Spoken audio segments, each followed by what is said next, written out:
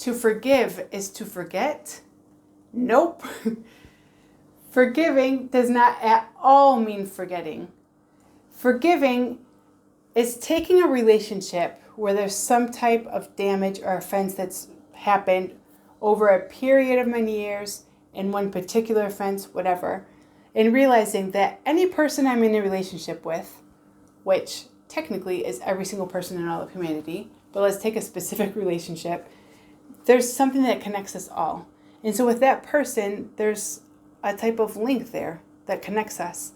So when there's offense given and taken, there's a part of that link that gets damaged.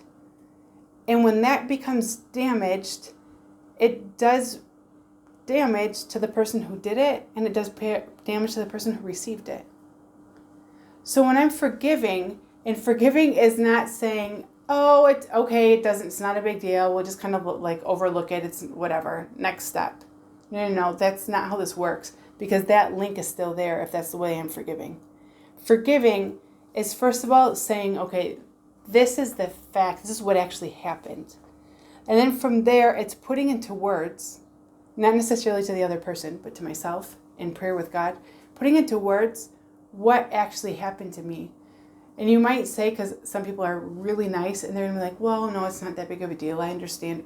No. You don't have to justify them, because you're not talking to them and you're not God. You are going before God and you say, this is what I felt when this happened. I felt like this person did this to me, or this actually happened to me. Objective or subjective, it doesn't matter, because that was your experience, and that experience is real. It's putting names on everything, and that's when, with the grace of God, and you ask Him for that grace in prayer, you say, Lord, I forgive this person for this, what really actually happened in my interior. And then from there, that allows this link between the two of us, the bad part, the damaged part, to be unloosened. And then from there, God can fill in, I open myself to His grace so He can fill with love what was beforehand so hurt or damaged. And with that person, because it doesn't mean that person's off the hook, because that person has to do something about what they did. So that then allows God to take care of that person, and Him to look for them through a conversion, through whatever, through His own sacrifice on the cross. He takes care of that. But I can let go of that, asking God to bless that person and to do good to that person.